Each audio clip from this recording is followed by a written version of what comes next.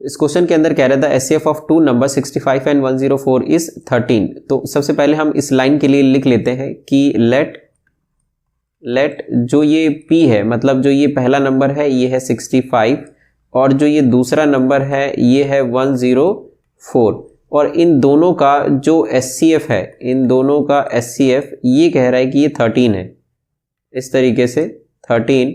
और फिर कह रहा है कि if LCM of 65 and 104 is 40x, तो इसी दोनों नंबर का जो 65 और 104 है, इन्हीं दोनों नंबर का जो एलसीएम है ये है 40x। तो इसीलिए यहां पर लिख लेंगे LCM is equal to 40x। तो ये कह रहा है कि जो ये x की वैल्यू है ये क्या होगा।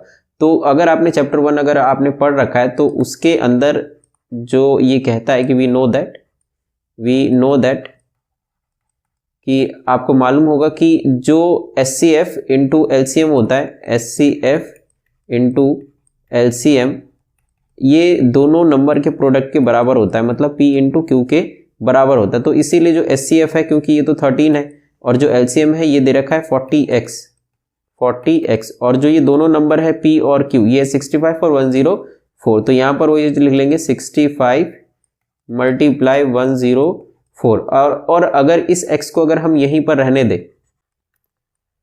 65 मल्टीप्लाई 104 अपॉन जो ये 13 और 40 है ये आ जाएगा डिवाइड में, और अगर हम इससे इसको कट करें तो 13 5 65 और अगर हम इस 4 से कट करें, क्योंकि एक 0 हम अभी यहीं पर रहने दे रहे हैं, 4 से इसको कट करेंगे तो ये आ जाएगा 4 2 8 और 4 6 24।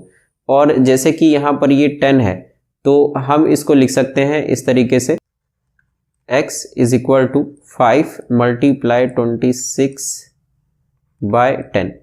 तो जो लास्ट जो हमने सॉल्व किया है उसमें से यही सारा बचेगा, तो यहाँ पर हो जाएगा 5 × 5 और 5 2 10 और 2 से अगर हम इसको कट करें तो ये हो जाएगा 13। तो जो x है ये आ जाएगा 13। और अगर हम अपने ऑप्शन में चेक करें तो जो ऑप्शन बी है ये है 13, तो इसीलिए जो ऑप्शन बी है ये करेक्ट हो जाएगा।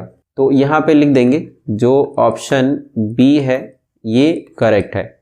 तो इस तरीके से इस क्वेश्चन को सॉल्व कर लेंगे और इस तरीके के बहुत सारे जो बोर्ड क्वेश्चन हैं वो सॉल्व हो रखे हैं हमारे चैनल पे। तो चैनल पे एक बार विजिट जरूर करो और चैनल को सब्सक्राइब करो और अपने बोर्ड प्रिपरेशन 2025 की तैयारी करो। तो मिलते हैं नेक्स्ट वीडियो में। Thank you so much.